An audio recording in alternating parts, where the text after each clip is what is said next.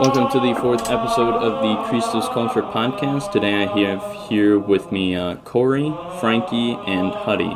And Cory has written for our website before, and Frankie, he is going to be, or hopefully going to be, a future seminarian at Most Holy Trinity Seminary. And then I have here with me my co-host, Huddy. Yo, what's up? And today we're going to just start with a short prayer, and we'll get right into the topic, which is going to be on Novus Ordo conservatives. All right. In the name of the Father, and of the Son, and of the Holy Ghost, amen. Come, O Holy Ghost, fill the hearts of thy faithful, and kindle in them the fire of thy love. Send forth thy Spirit, and they shall be created. And thou shalt renew the face of the earth. Let us pray. O God, who hast instructed the hearts of the faithful by the light of the Holy Ghost, grant that by the same Spirit we may be always truly wise, and ever rejoice in his consolation, through Christ our Lord. Amen. Amen. Hail, Mary, full of grace, the Lord is with thee. Blessed art thou amongst women, and blessed is the fruit of thy womb, Jesus. Holy Mary, Mother of God, pray for us sinners, now and at the hour of our death. Amen. Mary, seat of wisdom, pray for us. In the name of the Father, and of the Son, and of the Holy Ghost. Amen. So, Amen. I think today, with the podcast, we should go into what conservatives are and what distinguishes them from recognizing resistors, and then from, finally, us, sedevacantists. So, conservatives themselves, they accept the Second Vatican Council as perfectly in line with the teaching of the Catholic Church.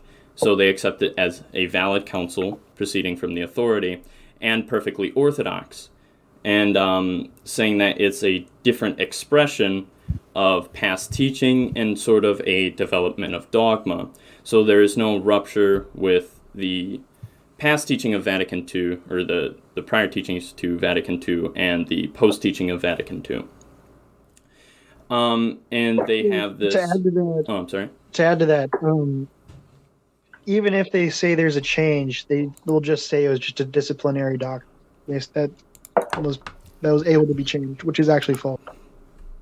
Yeah, it's more or less like a disciplinary thing. It's more or less touch the accidents of the Catholic Church. It never changed anything substantial, and they maintain this idea of a hermeneutic of continuity. And if they interpret the ambiguous statements in the light of tradition, then you can accept the apparent hierarchy as genuine, since there's no reason to reject them if the council is valid and orthodox. Whereas you have recognized resistors and sedevacantists who both adhere to the hermeneutic of rupture.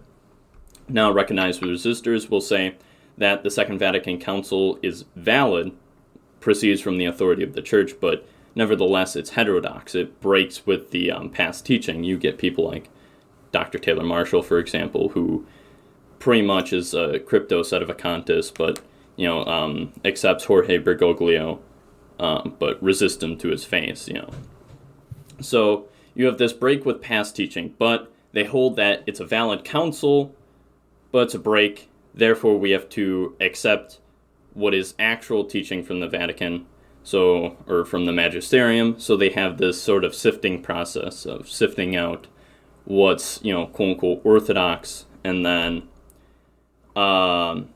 essentially giving to their followers, the quote-unquote orthodox teaching of the Roman Catholic Church. And then sedevacantists say yes, they'll agree insofar with the recognized resistors as there's a break, but they'll say because there's a break, all right, we must reject these people as being valid hierarchs, since the authority of the magisterium, it can never teach pernicious error, all right, and even authentic magisterium, it could teach, as Frankie likes to say, or as Bishop Donald Sanborn does, it could teach the moon is made of green cheese. But it could never teach, religious liberty is an innate right in man. So even if we grant to, like, conservatives, for example, that the Second Vatican Council is merely pastoral and it is authentic magisterium, it could still never teach what it taught, which is that all religions are basically, they have some truth into them. They're all valid in a certain sense, and you can, go to heaven if you're a nice guy, as Bergoglio said. So I think what's worth noting. Mm-hmm. Sorry to interrupt. I think what's worth noting is that if we went alongside the Lefebvre's line of thinking and were to put forth the idea that the church could teach to the whole world something which leads them to hell, that is the true definition of the gates of hell prevailing, contrary to what they like to throw at Sedevacantists, because at that time the church would be no different to a Protestant church. It would be a means of damnation. Mm-hmm. Yeah, and if what the recognizers and resistors say is that there's a break, that would ultimately be the conclusion of that is, because there's this break, and now you only have heresiarchs who are valid authorities in the church, then that would mean that there's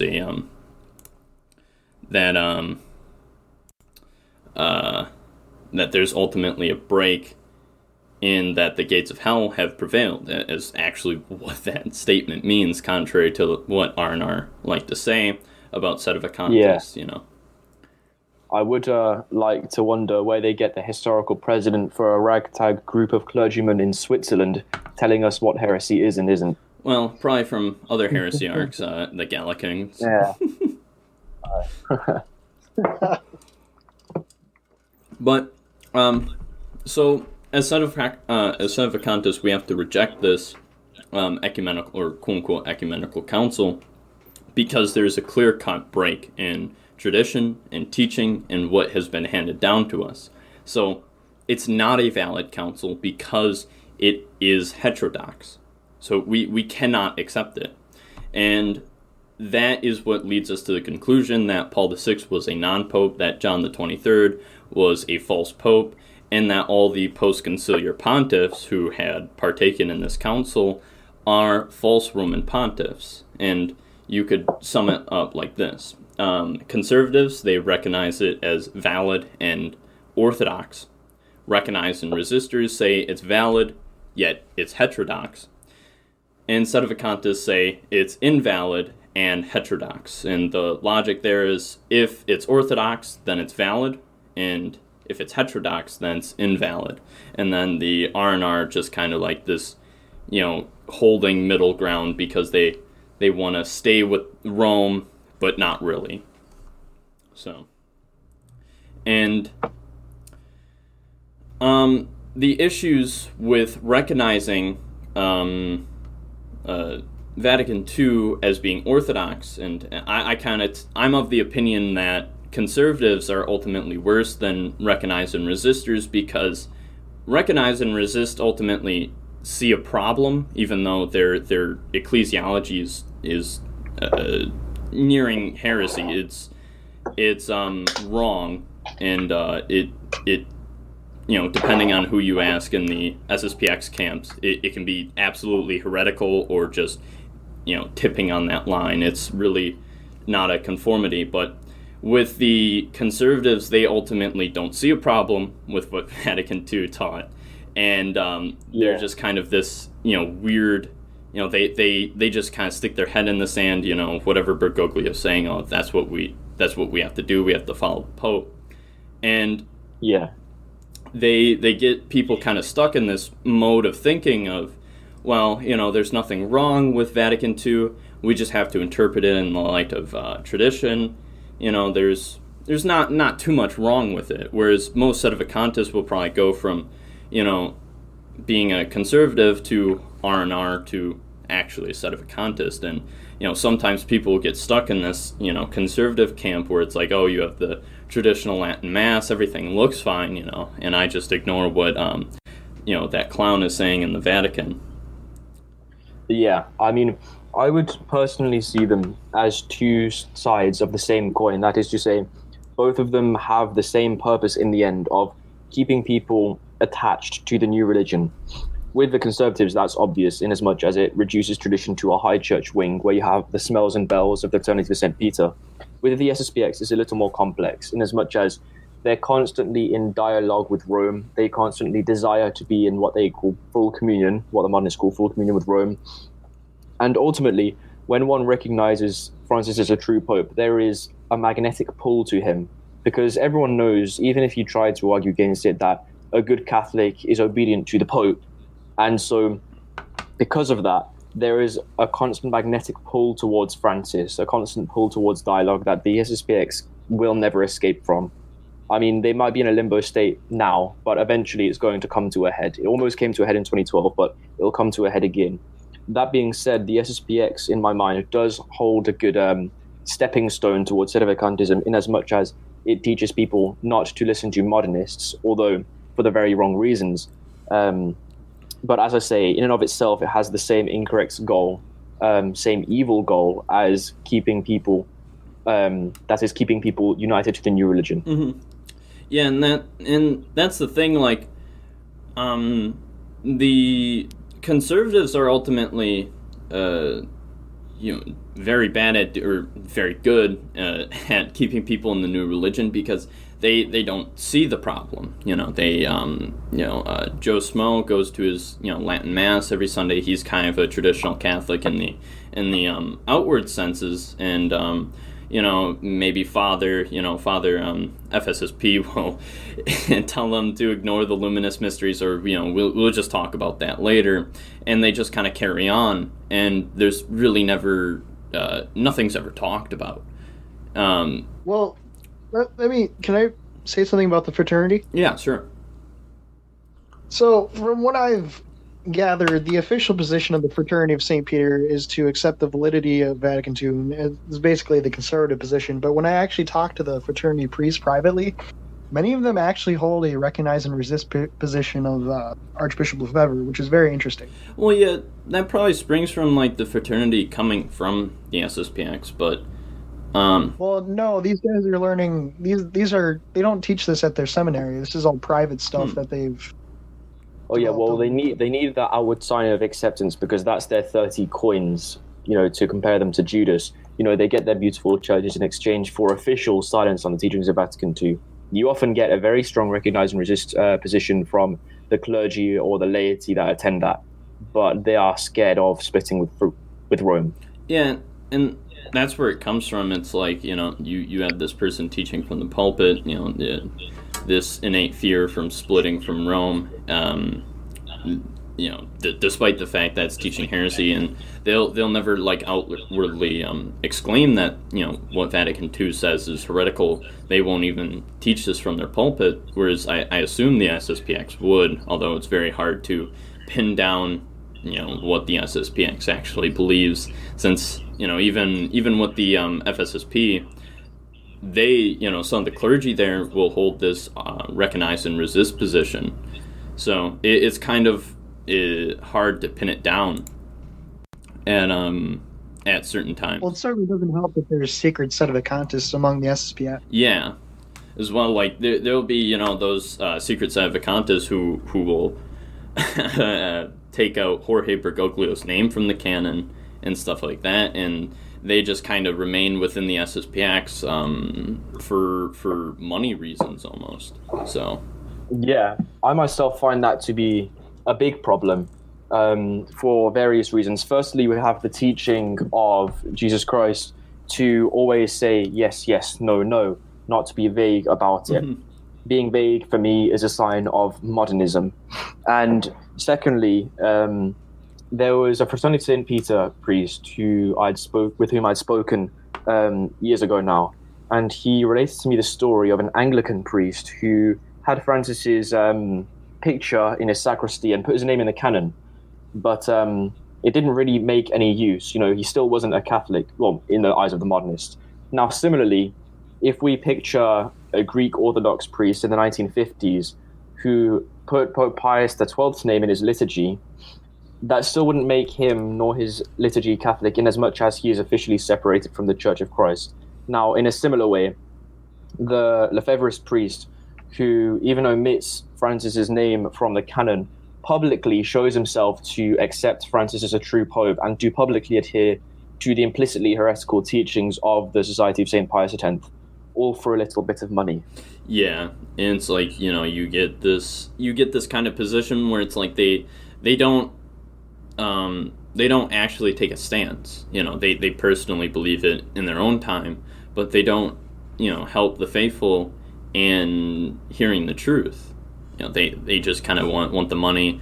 It's kind of what now Father Michael Oswalt, back when he was in the Novus Ordo, that's kind of what his thought was. He's pretty much a sedevacantist. I think he went through the R&R kind of stuff, and he was just like, oh, one more paycheck, and he was speaking with Bishop Donald Sanborn, and he told him to just get out. And that's what these people have to do, those like secret sedevacantists who are in the society. Oh yeah, and you really have to, in the case of both the society and Novus Ordo conservatives, you really have to get out to see how ridiculous it is from the outside. I mean, once one leaves Lefebvreism, one can see very clearly the cult-like mentality of many of the laity. I don't make any accusations towards the priests, but many of the laity act in a cult-like fashion, especially when you leave. That is, they cut off communication, threaten you, and this and that. I remember specifically there was an incident in St. Mary's in Kansas. I believe in the 80s or the 90s. I think the 80s, though. There was a priest who left to join the Indults, and he was in that town, and he was literally driven out by angry laity from the SSPX because they were that angry about it. And similarly, within the Novus Ordo, the new religion, there are red signs, red arrows from everywhere pointing to Francis as a false pope. Worshipping idols in St. Peter's Basilica, which is heresy by praxis, one could argue. I recall seeing a Catholic Herald article that said, no pope can change the church's teaching on the death penalty. So Francis's recent changes were very confusing. It really is very ridiculous once you leave and you take a good look and they just can't see what's directly in front of them. Yeah, and that's the issue is you see this obvious break in tradition and in teaching, and even what Francis did, I would argue, is nothing new in the Vatican. Assisi, I would argue, is much worse, and no one cared. And JP2 is still heralded as this ultra-orthodox conservative pope, and he's even canonized a saint within the new religion. So it's a huge issue with conservatives. Like I remember speaking with these conservatives in this one server, and they're telling me how they love JP2 and just how great of a pope he is, and how they have statues of JP2 and they just venerate him all the time. It's a terrible thing with these conservatives, because this hermeneutic of continuity, it does turn into a hermeneutic of rupture, but through the guise of continuity, and they ultimately always become modernists by trying to maintain what Vatican II said with what was taught prior. And you can't mix truth and falsehood. It's like oil and water, and ultimately they tend to go towards the side of Vatican II because they're trying to defend it so much. They end up themselves becoming modernist.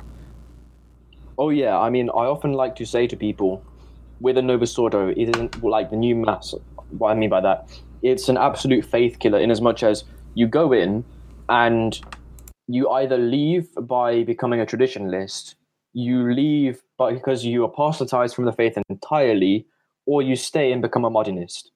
There are 3 routes out, and 2 of them are evil. It's not a very good fruit at all. Yeah, no, it's definitely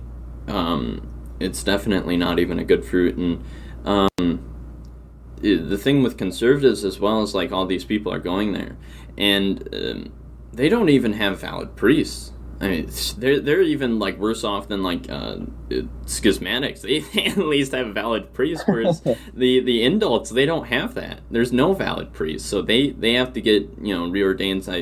I know, Cory, you were telling me Father Borja had said that there's an FSSP priest who got conditionally ordained by what's his face? Bishop Williamson. Yeah, Bishop Williamson. So that's it's all very interesting. So they don't even have valid priests or valid sacraments, or anything to. There's no possible way for them to have anything in that sect, Whereas, it's because it's ultimately a completely dogmaless and relativist religion, not in relativism, more in praxis, in as much as everything is ecumenism. You can be literally anything except a traditional Catholic, and they don't care. I remember when it was my last Christmas Mass as a modernist, a midnight Mass that took place at 8:30 p.m. because of how old the congregation was.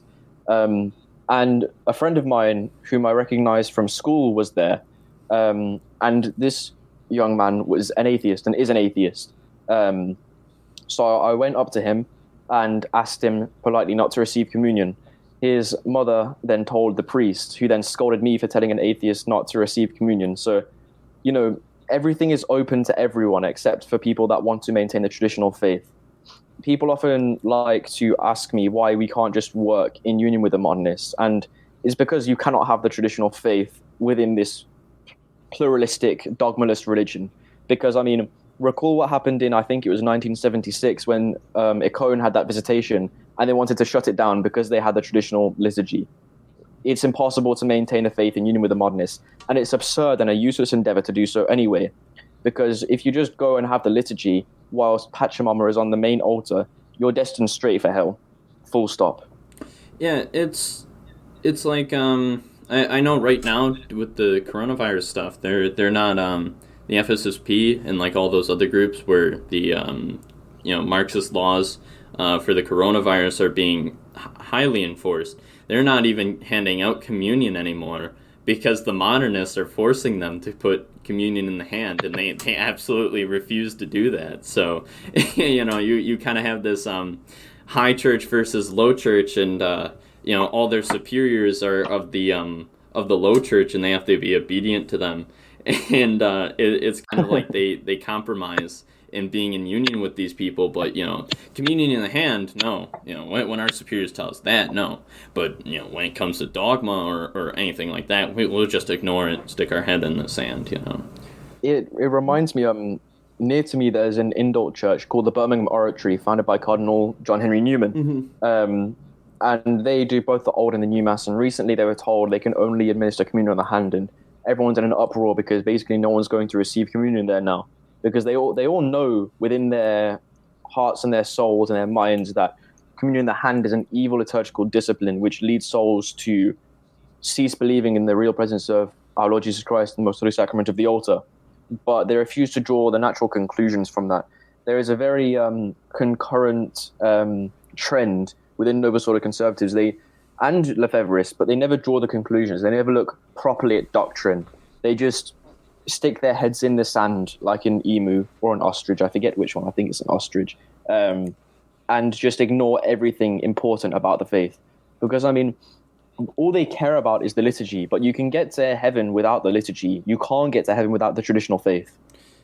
Yeah, and that's ultimately what it is. It's just for show. It's, they want to have, in a certain sense, like the external appearances of, tradition, and it always begs the question, especially with like communion in the hand and this whole coronavirus thing happening now.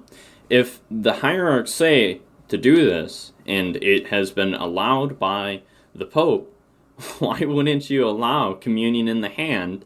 When there's this whole pandemic, or quote unquote the plandemic going on, as Bishop Dolan likes to say. When this whole thing is going on, why wouldn't you? It's obviously a viable option, and the church has done things, not communion in the hand, but it has accommodated, like example with altar stones and those priests who have to travel. They'll take what the Eastern rites do. They'll take this like linen cloth with martyrs' relics in it, and those Latin priests who are traveling, they'll have this as their altar stone, and obviously it'll be consecrated. So you do see this accommodation for certain things within the church.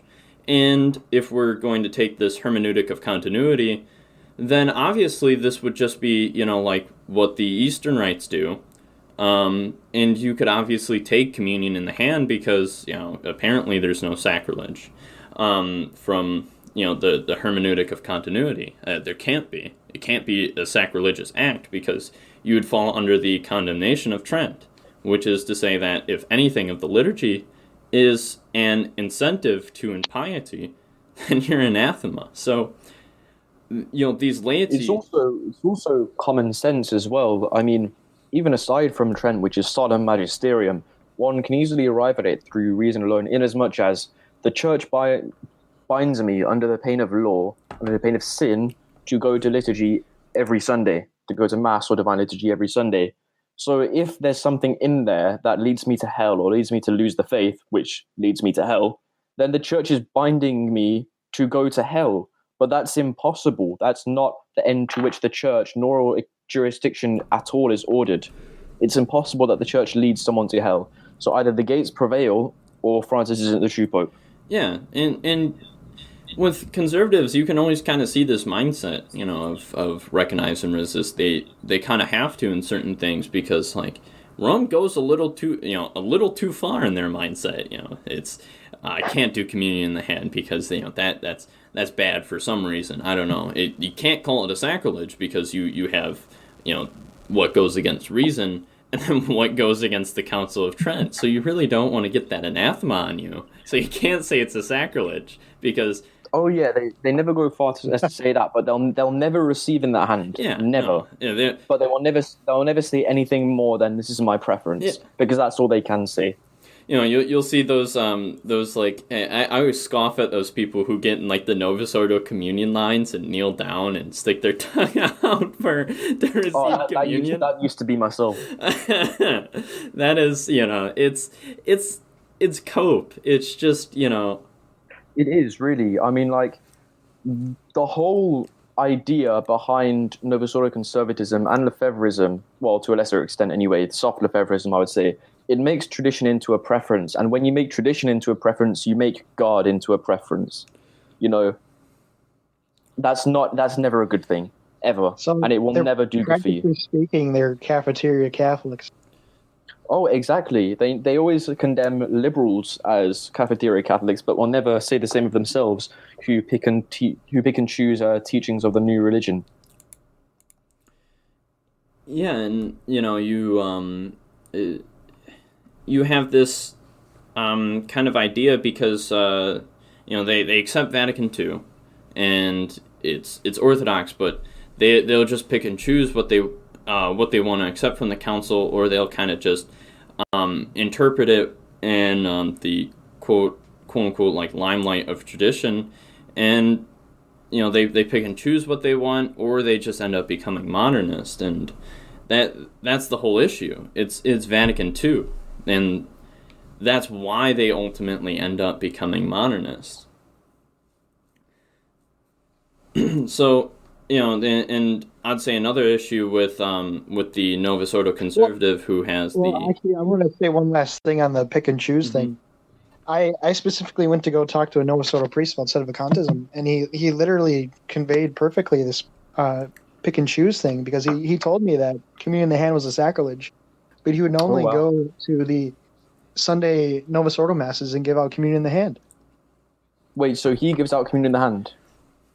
Yes. And affirms it's a sacrilege? Yes. Well then, I think the listeners can piece that one together themselves. Yeah, it's a sacrilege, but I'm gonna do it every Sunday, and each time I hand out communion. Every day, even. Every day I give out communion. It's I'm committing a mortal sin against the first commandment. It's getting paid to go to hell. Wow. Yeah. I'm sure it's worth it for them all. Yeah, I'm sure. I'm sure when he gets down there, it'll be worth it. At least he got his paycheck. Another thing I'd like to talk about is the fact that within the laity, those growing up within the conservative circuits, it ferments ignorance among the laity about the issues of Vatican II, because we had this whole idea of sticking your head in the sand. Well, that ultimately just ferments ignorance about the issues of Vatican II amongst, the children, like, I think Father Cicada had wrote in his article, mocking them, why do we drive an hour and a half to go to Mass if there's a Catholic church right near us, It's... I mean, because, it sounds nice and it looks nice, won't be an excuse for them for years and years. And if they see no difference, then eventually they'll go to the new Mass when they're older. And unless you have an exception and really get them rock solid in the faith, they will fall away. Mm-hmm. That's just the natural result. Yeah, it's because you have this kind of idea of preference with the laity. So, you see the kids growing up, and they'll ultimately most likely fall away because these kids won't be grounded firmly in the Catholic faith because it's all just preference, and once they start figuring out and, actually getting a head on their shoulders, they'll realize, what Pope Francis is saying, and they'll maybe stop sticking their head in the sand and see some of the stuff he's saying, like atheists can go to heaven, because he's a good guy, and you can tell that these people have no supernatural faith because, even for their vicar of Christ on earth, they draw no distinction between he who is naturally good and he who is supernaturally good. That is, he who is in a state of grace. For example, Al Capone was nice to his mom. That doesn't mean that he's going to go to heaven. These are very basic things of the faith that, the vicar of Christ on earth should know, you'd hope. Yeah, he should know what's going on. I don't think anyone here subscribes to Bishop Williamson's position of he's mentally vacant. Although I think that argument could be made with Bergoglio. He might be mentally vacant.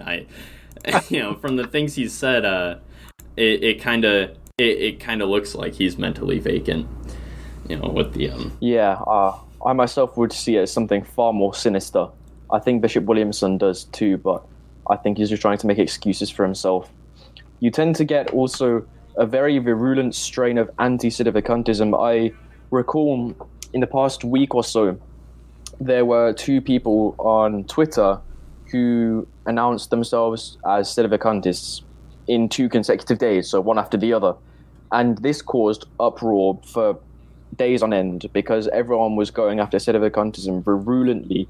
And it reminds me of something I've heard of called the Mr. Smith effect. Now, I've not seen The Matrix, and I've heard that it's an allegory for transgenderism, so I don't recommend it.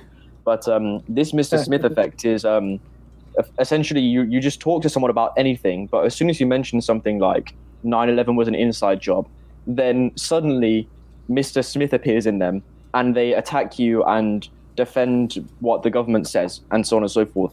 So similarly, among Novus Ordo conservatives even, and especially Lefebvrists, one may criticize the Second Vatican Council and the new Mass with every bone in your body, with all the strength in your heart. But as soon as you take the last step and say that he's not a true pope, they instantly switch upon you and turn venomous in their insults. Yeah, you could kind of go through the logical steps with them. Be like, okay, I was talking to one guy. I was like, okay, is Pope Francis a heretic? Does he teach heresy? And he's like, yeah. Okay, does Vatican II teach heresy? And he's like, well, only some parts. And I'm like, okay, that's obviously, a cop-out answer because, Orthodox teach some parts that are quite orthodox from a Catholic, from a Catholic perspective. But the reason why they're heretics is because they only deny a couple of the dogmas or some of the dogmas. Now, they don't deny the whole thing because if they were to, that'd be apostasy. We don't call them apostates. They're schismatics because they reject lawful authorities, and they have, over the years, become heretics through denying various dogmas, or whether or not that's material heresy, not to get in here. But, Protestants, they're heretics. They don't deny every single dogma of the Christian faith. We know that. And they're not, Catholics, they're not apostates. They're heretics because they only deny some of the truths of the faith. Doubting or denying one truth of the faith makes you a heretic. So, you can't say only parts of it. If only a part of it is heretical, the whole thing's heretical because it contains that drop of poison. Really, the whole recognize and resist position basically tells us that only Catholicism can be heretical.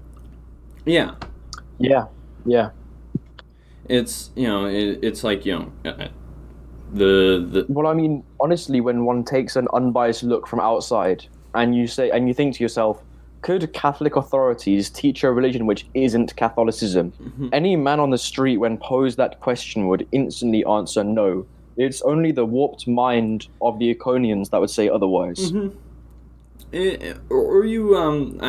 I think you do get this idea of like was Sedevacantism a fear of schism by becoming a Sedevacantist. And I think that's what keeps a lot of SSPXers in that mindset of like the Pope has to be legally declared a non-Pope. But the ultimate issue with taking that position that the Pope has to be legally declared not the Pope is you take for some example, someone dies in your family. Well, they're dead, but to the state they're not dead, and you have to get a legal declaration from the state to declare that they're dead. And in order for you to get a legal declaration that someone is dead from the state, there has to be a death, all right? And right now the Vatican is stinking, all right? Well, yeah, exactly. I think there's some kind of precedent in the situation of Nestorius, the heretical patriarch of Constantinople, right? He was a public heretic in 428. He was officially condemned 3 years later in 431. But in 428, the clergy of Constantinople broke communion with him and said, "An emperor we have, but no bishop." Legally, he was still the Patriarch of Constantinople. He still held the legal title and designation, but no one recognized him as having authority as the Catholic Patriarch of Constantinople. Yeah. No one recognized him as the bishop of that area. And I mean, fundamentally, okay, say there's a babysitting service across the road from you, and then he gets found out, and it's public knowledge that he is a child abuser. No one would send their child there because their child would get seriously damaged by going there. But just because he hasn't been legally condemned as a child abuser and sentenced to prison, just because he hasn't gone through that process, it doesn't mean that you should send your child there. It's common sense. If we want to preserve the Catholic religion, we cannot be in union with a new religion. Yeah, you have to preserve yourself, even if there is no legal declaration from the church. You can't operate on that. There has to be a vacancy before there is a legal declaration to come about. And how we get a legal declaration is you get the Cassiacum thesis will explain like a cardinal could convert and then be ordained, and he could call a council, or you get the imperfect general council of someone who has ordinary jurisdiction becomes a Sedevacantist and either is a bishop, let's say from the Eastern Rites, or we could get that legal declaration that there is a vacancy. All right, that would be where it'd come from. And the fact is that even the Bishop of Campos, Brazil, of the Latin Rite, could technically do that. Is he a valid bishop? He's a valid bishop, yes. He is. They went in union with Rome in the early 2000s, but they are still validly consecrated. Oh, all right. That's interesting. I didn't even know of them. I think it's important to remember that a legal declaration implies a real fact that needs to be established in the legal order. So Francis isn't a true pope in the real order, that is in the factual order, because no pope can systematically deceive the faithful in matters of faith and morals. A legal declaration can only be had if Francis isn't the pope to begin with, because if he was, then he couldn't be judged by the church. This is in canon law. It's a basic principle. The fact is that, okay, if there was no certainty about the matter, then fair enough, I would not break communion with the Roman Pontiff either, right? For example, John the 23rd, before any promulgation documents of Vatican II, because there was no certainty. But from the moment of the promulgation of the documents of Vatican II, we have metaphysical certainty that Paul VI and his successors do not enjoy supreme power in the church. And the reason is this: authority is transcendentally ordered to the common good, but the imposition of error is against the common good. Therefore, it's impossible that these men have authority. Explained in another way, jurisdiction is ordered to the salvation of souls, indeed the entire existence of the churches. But we know that these doctrines, disciplines, and liturgies lead souls to hell. Therefore, they cannot come from the same source. Francis is not Christ's vicar, he is Satan's vicar. I wouldn't mix up metaphysical certitude with moral certitude. We only have moral certitude of... Or perhaps I would say rather that it's metaphysically impossible that Francis enjoys supreme power in the church. That's the word used by Father Disposito. Yeah, I wouldn't say that we have metaphysical certitude, because that'd be quite hard to have. Yeah. We only have moral certitude, so just... Yeah. And we can't obviously have natural certitude of it because, But yeah, that is a very good point. It's a clear-cut break, especially with Vatican II being the promulgation of Vatican II and its heresies, that we can have this moral certitude that this is a clear-cut break with tradition, such as like partial communion and stuff like that, and from the teachings of Vatican II, you could even make the argument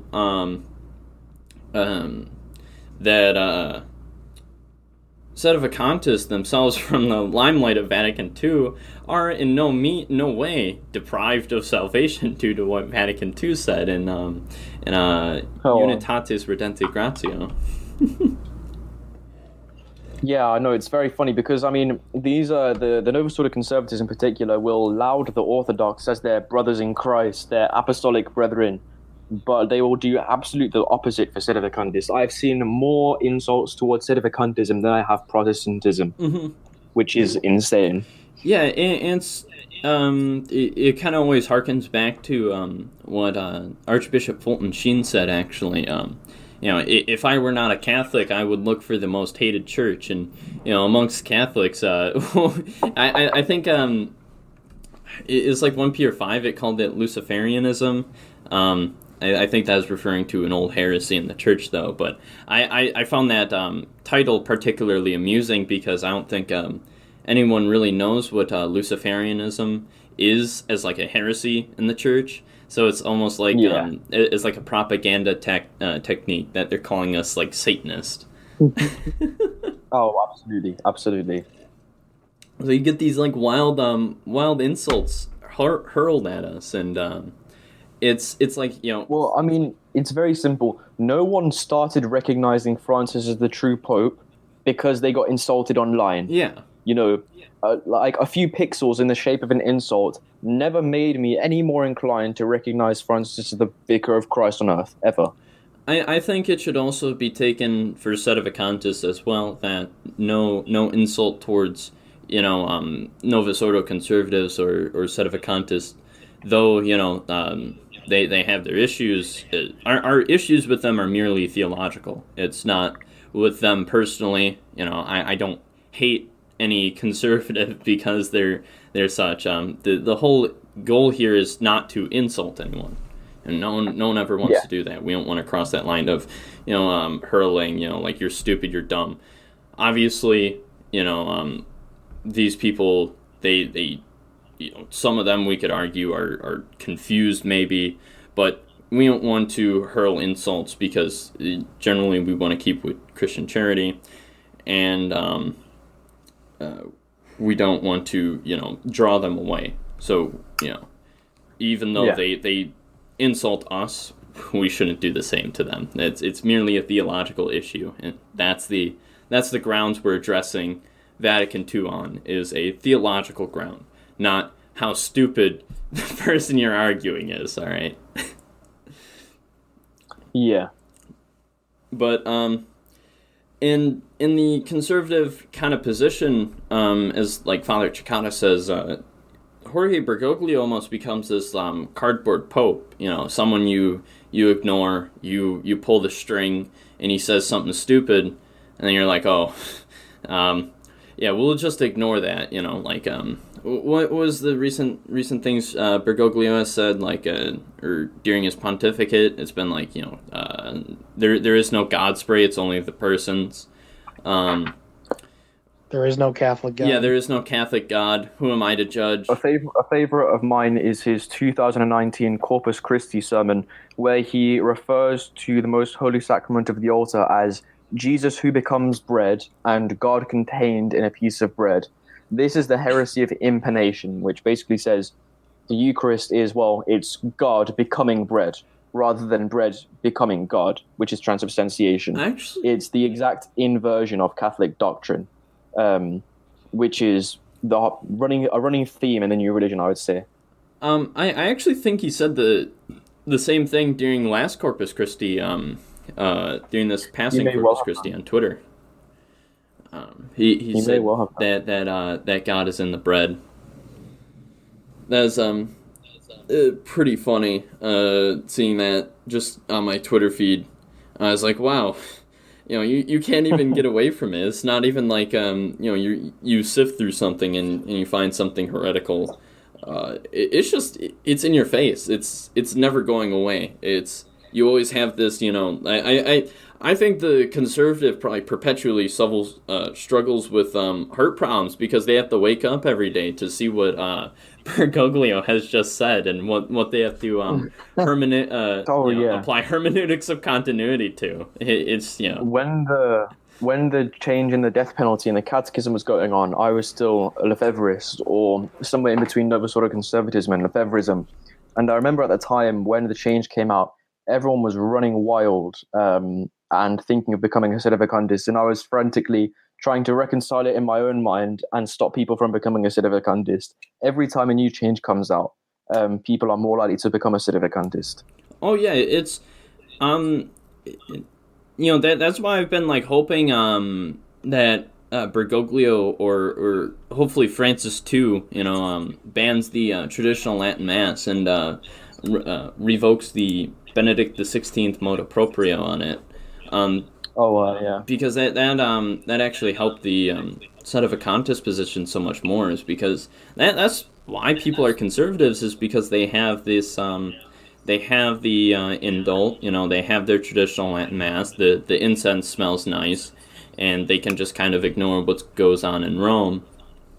So it's pure Latin Massism or sacramentalism. Yeah, that's all it is. If you want sedevacantism to really win, Francis II would have to ex-cathedra female priests and gay marriage. Dude, yeah, that'd be great. That would send everyone towards our side. Oh yeah, perhaps even the SSPX, even I don't know, Bishop Fillet. I don't know. The SSPX is kind of they're kind of stuck on that. Maybe they would accept women priests into the society.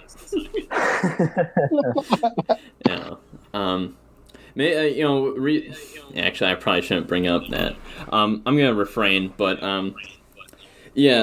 you have this issue of the contemplation of women priests, and the recent October the Amazon Synod, and I think this is the October Synod, really pushed that idea forward with women priests and the October Synod's gonna be a lot of fun. Is there going to be? Has that happened yet, or is there another one? I'm sorry, I haven't kept up. It's in October. It's in October. It's the German October Synod.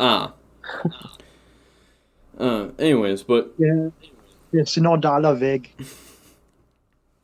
But that's really the thing, is these conservatives are always waking up to juggle something, and seeing what Jorge Bergoglio has said. I think recently with the pandemic, they've gotten kind of a break from Jorge's stupid comments. But I think we should take some time, because we've kind of addressed everything with conservatives. We should probably go into addressing what a conservative might have with what their issues would be with sedevacantism. I know some of these things are like the classic, the gates of hell have prevailed, which we did talk about earlier, and then you get the perpetual successors, Honorius, and heretical popes in the past kind of thing, and then really I think the big thing, not even that, they just bring up bad popes. Yeah, the bad dad argument, and then I think the biggest thing is probably the public sin of heresy versus like a legal declaration as well, and like what heresy is versus like canon law, and what we were talking about earlier actually with the deposition of a Roman Pontiff by canon law or by a legal declaration.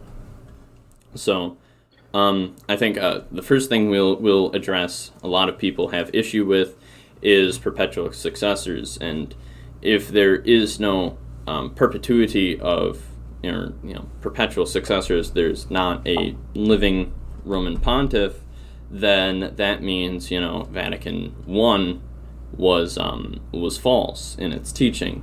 So Jorge Bergoglio must necessarily be a Roman Pontiff, and we must recognize and resist him, and wait for that legal declaration that we need. And I think the main issue with perpetual successors is the lack of understanding of what Vatican I was declaring. It was declaring the perpetuity of the office, and it was more or less focusing on what Protestants or even sometimes Eastern Orthodox will say is that Peter's supremacy died with him. It was not transferred to his successors as him being the Prince of the Apostles. Now, this office is perpetual. It will always be there until the end of time. That does not mean that there will always be a living Roman Pontiff at every second of every day.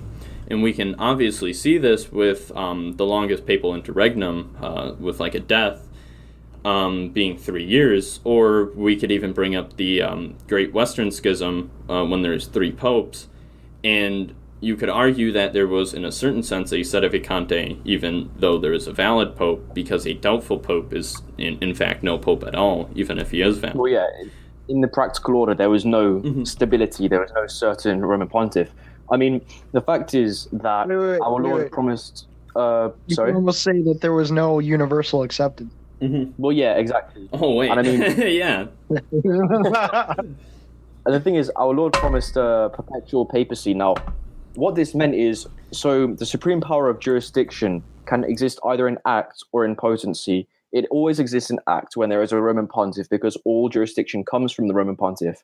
But whenever he dies, it exists in potency, that is, it has the potential to come about again, because during the vacancy of the Holy See, this is according to Cajetan, the papacy is in a church through its ministerial elective power. Basically, jurisdiction and apostolicity is maintained in the church through its ability to gain a head again. Now, that's what perpetual successors to St. Peter means. Essentially, there is always the power to recover one's head, the church's head, and the power to recover jurisdiction. It will never die out. It didn't die out with St. Peter, and it will never die out. The church always has a way to regain its head. That doesn't mean that we'll have a pope every living second of every day. It's very simple. Now, that's also the issue with 1 Peter 5's article that recently, what was it, the last cardinal made by Pius XII had died, or like the last bishop. That's the main issue with that article, is because what you're saying is that jurisdiction, it exists in potency or in act. Now, right now we have potential jurisdiction, and you have this idea of what Frankie said. There's never going to be a time when jurisdiction is gone, because you always have the potential of jurisdiction and the perpetuity of the office, as Vatican I said. Yeah, exactly. And I mean, a key part of the thesis of Casici is that of supplied power. Now, Francis has a coloured title, that is, he looks like he's the Pope, he's in a white cassock and he's in Rome, and this creates common error, that is, the majority of the world sees him to be the Pope. Now, the Jesuits Zappalina and Wilmers said that these men would enjoy supplied jurisdiction, and they spoke about this when discussing the issue of the Great Western Schism. And the Dominican theologian Bilwart, he affirms that even a heretical Pope who has lost his jurisdiction because of said heresy is able to receive supplied jurisdiction from Christ for the common good of the Church. Now, we know from 1965 that it is metaphysically impossible that these men enjoy authority from Christ. In the words of Father Dispositor, it's impossible that they be a true pope. So we have that moral certainty. However, this does not stop in any way supply jurisdiction for those acts which are absolutely necessary for the continuation of the Catholic Church. That is, for those acts which constitute the material element of the papacy. You know, Christ would never supply jurisdiction for a bastard mass or for heretical doctrines, but he would supply that which is necessary for the continuation of the human element of the church. In order that we have perpetual successors of Peter, it's necessary to have perpetual electors of Peter. The death of any bishop, of all the bishops rather, appointed by Pope Pius XII, in absolutely no way affects sedevacantism in any way, shape, or form, because there remains the ability to recuperate her head. Mm-hmm. And with this possibility, that means that apostolic succession, with that potential to be there, that apostolic succession and apostolicity in the church never ceases. If it exists in potency or exists in actuality, it does not cease. Exactly. I mean, apostolic succession exists in two forms. Firstly, it's that of holy orders, which is preserved in the sedevacantist clergy, to continue the mission of the church confided by God the Father to our Lord Jesus Christ and by him to the church. And there is also that of jurisdiction, which we have already discussed. Neither of those are gone in any way. No part of the apostolicity of the church is compromised. End of. Yeah.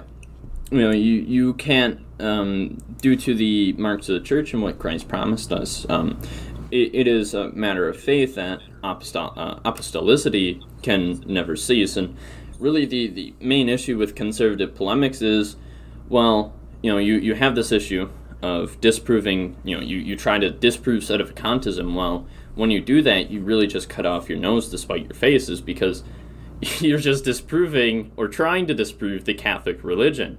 And you don't really want to do that. You're kind of walking on a tightrope, and trying to disprove or disproving sedevacantism would ultimately land at the conclusion that the church can promulgate false mass, it can promulgate false doctrines, and completely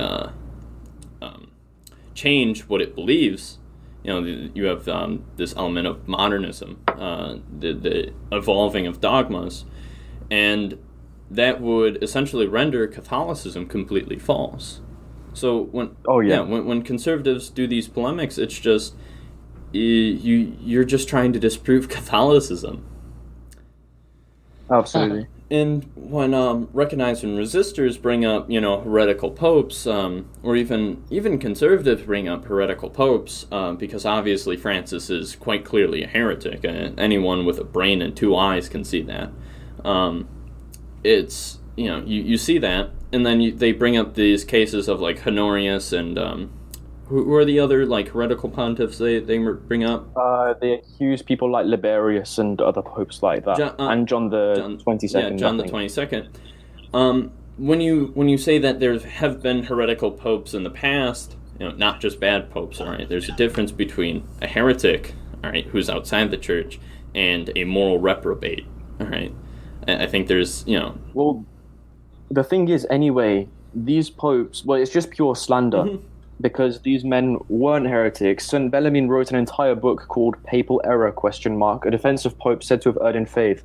And in his book, De Romano Pontifice, on the Roman Pontiff, book 4, chapter 6, he says, "For to this point no pontiff has been a heretic, or certainly it cannot be proven that any of them were heretics. Therefore it is a sign that such a thing cannot be." So, I mean, do you know what? I think I'm going to take the words of a doctor of the church over a group of clergy in a cone or a group of laymen on the internet about whether the Vicar of Christ on earth was ever a heretic. And furthermore, we can dig up quotes from authors about what to do about heretical pope all day, but that, I find, does not apply extensively to our current situation. And I say this for this reason. It is one thing to have a heretical pope, a pope who is saying heretical things in Rome, and everyone is figuring out what to do with that. But then we still have our Latin Mass every Sunday. We still have our Sunday school, and everything is fine in our parishes. But that's not the case today. What we have today is a new religion, a widespread apostasy, to the point that one cannot go to one's local Catholic parish if one wishes to be a Roman Catholic. To maintain the faith today, it's imperative that one recognize that Francis has no authority from Christ. This isn't just a case of wondering what to do and going through the legal process of recognizing the heresy by the cardinals, for example. This is the case where every single authority in the church has left the faith.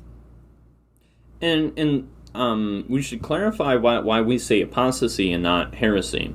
The reason we state apostasy is because ecumenism itself is apostasy. Modernism, all right, the idea that all religions, have some sort of truth, it puts the dogmas of the Roman Catholic Church, every single one of them, even though Francis might say some orthodox things, or John the 23rd said a lot of orthodox things, or any one of these popes said edifying, pious things. It doesn't matter, because they were apostates, because they put every single one of those dogmas into doubt. They did not believe them, or they didn't earnestly believe them and hold them with the supernatural virtue of faith. They doubted them. Exactly. It's the creation of a new one-world religion. I mean, look at the subsisted in clause in Lumen Gentium, for example. Father Louis Boyer, a notorious modernist at Vatican II, although not emeritus, he said that the purpose of the subsisted in clause was to propose again the idea of the one church among many branches. Now, for the listener who does not know, branch theory, that is the idea that the Church of Christ exists in many branches, was condemned by the Holy Office, and it's an Anglican theory. This exact reason is one can see everything being put together, the new Mass removing all the stumbling blocks for Protestants in the words of Bugnini, the subsisted in clause being to propose the branch theory and being implemented for ecumenical reasons, according to Father Mucci of the Society of Jesus. All of this goes together, and it creates a one-world religion where the Buddhist can pray alongside the Muslim, who can pray alongside the Pope. It's utter apostasy. Yeah, and to doubt or deny a dogma means you're a heretic. And what happens when you doubt the entirety of the Christian religion? You have abandoned it completely. You doubt the entirety of the Christian religion, which means you are an apostate. You have left it. You have left the faith. So that's why this is called an apostasy. It is not just, there's some heresy permeating. It's not, it's not like just heresy. It's outright apostasy. It's a new religion. It's a new world order. And that's what they want. That's why it's the Novus Ordo. It's the new order. Everything's got to be new. It's updated. It's, you have to accommodate everyone. That's why Benedict XVI said contraceptions are completely okay, and is in his 2010 interview back in November, and it's just they don't care. They don't care about the dogma of the faith, even though they might say some pious or even edifying things. They don't care. They say way more heretical things, and they hate the Catholic religion. They ultimately despise it. Even Ratzinger, despite the fact that he put on the red shoes and the pretty mitre and the nice vestments, and maybe from time to time said the traditional Latin Mass, and didn't it's like we gotta face the ad orientem, not ad populum. It doesn't matter, because the next pope that got in there loves the new Mass, and it has these clown masses and everything, and invites these gay circuses into the Paul VI hall. They despise the Catholic religion. It's an outright apostasy, and that's the issue is with a lot of recognize and resist polemics as well, is a lot of these things are what Orthodox Christians say. That's the main thing back when I was contemplating, or when I was an Eastern Orthodox catechumen, is the same arguments that the recognize and resistors use is the same arguments that Eastern Orthodox use, or even Protestants use, to disprove the papacy. Because if you have heretical popes, that means the Roman Catholic Church has lied. It's a liar. Christ. They even use the same Bible verses. Mm-hmm. What was that? What was that one? Paul resisted him to his face. Yeah, that one. Yes.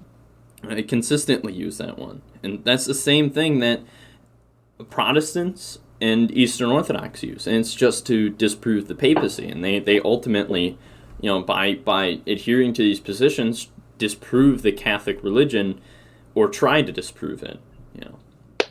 They make Christ to be a liar, which is an ultimate blasphemy. 100%.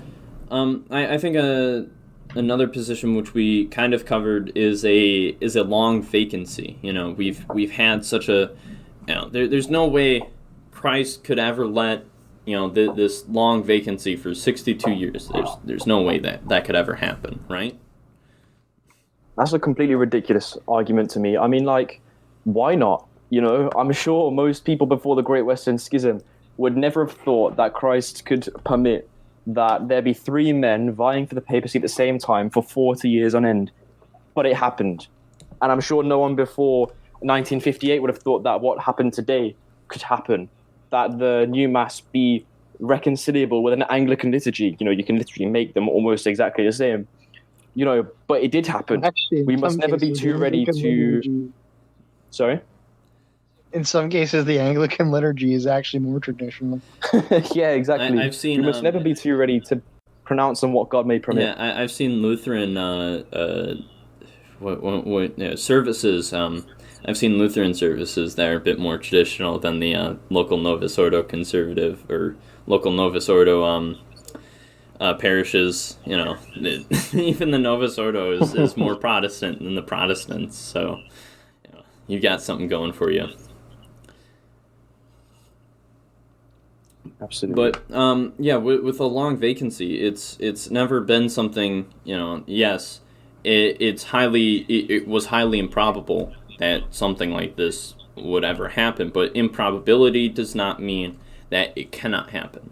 And a vacancy that has lasted this long does not necessarily mean that sedevacantism is false. There's never been a definition from the Church as to how long a vacancy can last, and we can see this from pre-Vatican II theologians and what they've said concerning this. I think a good quote to bring up here would be from Dorsch in 1928.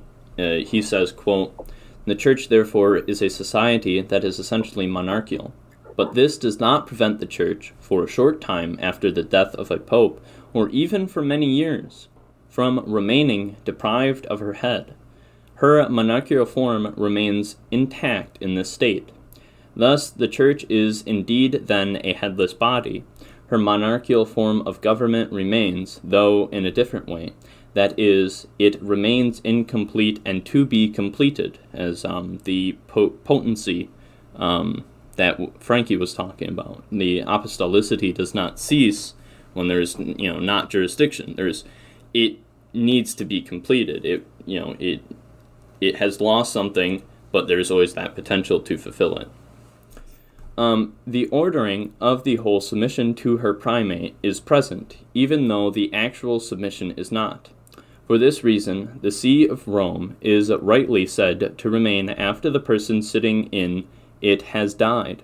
For the See of Rome consists essentially in the rights of the primate. These rights are an essential and necessary element of the Church. With them, moreover, the primacy then continues, at least morally. The perennial physical presence of the person of the head, however, is not so strictly necessary. That's De Ecclesia 2, and then 1, 9, 6 through 7. We'll probably put that in the description just so you can look at it. But yeah, it's not, the Church has never taught, the vacancy can only last for 30 years, 40 years, or it can't do that because the Church cannot predict something in the future, de fide. It can't. Well, yeah, exactly. And I mean, I think a lot of this comes from fear. How could this happen? This is a very scary reality. I mean, what we don't know is that God might, we don't know if God will permit such things to happen. But now we know it has happened. What we know for certain is that God would not permit his church to become a means of damnation. So if we're going along their lines of thinking, then it has. But that's impossible by Catholic faith. So the only valid conclusion in these times is that Francis does not enjoy authority from Christ. End of. Because, we have a certainty on one side and something that we have no idea about on the other side. We have the certainty that the church cannot teach that which leads us to hell, and we don't know whether God would permit a horrible crisis to come to his church. But now that it has, we know that it's possible. And we know with certainty that these things cannot happen to the church. You put them together, and the only valid conclusion is that Francis is not a true pope. Yeah, and that's the only logical conclusion to remain a Catholic in these times. And I think to kind of end on a certain note, one last objection, is sedevacantism itself schismatic? Is this something, from the spirit of schism, or from a fear of, submitting to the Roman Pontiff, even though, he's doing stupid things, we maybe there's a bad pope, but is sedevacantism schismatic itself, even from the perspective? Let me interject here. What's up? So when it comes to the definition of schism, we do not follow the definition at all. We are not separating from the office and authority of the Roman Pope. We are in fact rejecting the legitimacy of the one falsely claiming to hold the papal office. Schismatics, by definition, reject the authority of the Roman Pontiff, and that would be the Eastern Schismatics. Mm-hmm. Even the Eastern Schismatics would say that there's a vacancy in the Roman office, but they also reject the power and authority of the Roman Pontiff. Well, the thing is, the definition of schism is the refusal of submission to the Roman Pontiff and the members of the Church in communion with him. Now, we're not denying submission to any Roman Pontiff because there isn't one. If there was a Roman Pontiff, sedevacantists would be the first people to instantly submit to him as the Vicar of Christ on earth. We don't exactly have high standards. We just want a man that teaches Catholicism, right? That's not a high standard. We just want an actual Pope. We would be the first people to submit to any Roman Pontiff, full stop. There is an author called De Lugo who says that he who does not submit to the Roman Pontiff on the basis of positive doubt regarding his election or his power, the power being sedevacantist today, they're not schismatic. In our case, we haven't just got doubt, we've got moral certainty, we've got the theological conclusion of sedevacantism. So not only is it fitting that, or permissible for one to reject Francis as true pope and not be schismatic, it's necessary to remain Catholic and to maintain the Catholic faith. And it would never, ever be schismatic to maintain the Catholic faith. Never. Because if it was the case that to maintain the Catholic faith, one had to be schismatic, then that would mean the faith itself is entirely false. It would be impossible that the faith be true. Because to preserve the faith would require one to do something that would send one to hell. And that's impossible. That's an essential contradiction, and it's inconsistent. Yeah, and I think to note, on top of that, we have also not just one canonist, but we have multiple canonists who would agree to not submit to someone who is doubtful in his election is not to be numbered amongst a schismatic, because someone who is doubtful, just like to doubt a dogma of the faith, you are a heretic. Well, a doubtful sacrament is no sacrament at all, though, the Church, to avoid sacrilege in cases of doubtful sacraments, just like baptism or confirmation, conditionally does it, but in fact there's nothing at all because there's doubt surrounding it. There's always, in very important cases like these, when there's doubt surrounding something, is best to reject. So a doubtful priest, for example, you should never go to a doubtful priest who has doubtful sacraments. You would never do that because you're essentially waging, adoring bread or adoring Christ on this man's, doubtful priestly ordination. So to wage on the side of doubt is never a wrong thing, and if we have a doubtful pontiff, it's best not to follow him because this man could promulgate error for the entire church just in that fact alone. a doubtful election is no election at all, just like even if he is a valid pontiff or an invalid pontiff, just like in the case of the Great Western Schism. Exactly. I will also provide the quotes from Wernz-Vidal and Reverend Cezal Ignatius, Communication with Catholics and Schismatics, and Wernz-Vidal's Ius Canonicum. I think we've covered anything. Is there any other points you guys would like to cover? No, I don't believe so. Cory? I'm good. All right. I'm good. And just for listeners, Huddy had to leave earlier, like pretty much right away, because there's a tornado warning, and he had to unfortunately leave. That's why he was not able to stay with us for the entirety of the podcast. But thank you guys for listening, and God bless you and Mary keep you. Hope you enjoyed. Before we go, I would like to give one last thing. We are selling merchandise now, which you can go and purchase. It's available at Teespring, and that will be in the description down below, as well as please go visit Frankie's website, which is Sedevacantism UK. That will also be in the description, as well as Cory's YouTube channel. Thank you guys for watching. God bless.